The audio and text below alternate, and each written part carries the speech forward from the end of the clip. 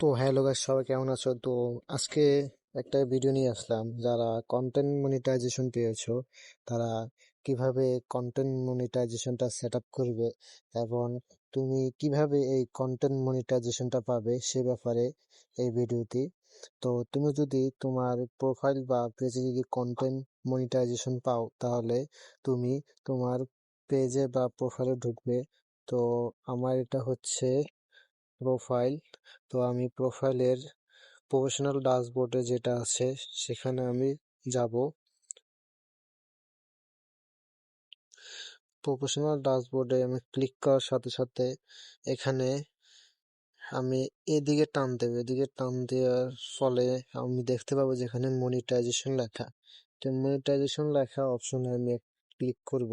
তো ক্লিক করলে দেখতে পাচ্ছেন যে আপনারা এখানে কন্টেন্ট মনিটাইজেশন চলে এসেছে এবং সেটা সেট আপ করার জন্য বলতেছে। তো এটাকে সেট আপ করার জন্য প্রথমে তোমাকে কিছু করতে হবে না, এমনি জাস্ট এটা সেট আপ অপশনে ক্লিক করবে এবং এখানে যে সাইন আপ লেখা আছে সাইন আপে ক্লিক করবে। তো আমি সাইন আপে ক্লিক করলাম। এখন কন্টেন্ট মনিটাইজেশন চালু হয়ে গেছে আমার। তো দেখতে পাচ্ছেন এখানে কন্টেন্ট মনিটাইজেশন চালু হয়ে গেছে। এখানে আর্নিং অপশনটা দেখাচ্ছে।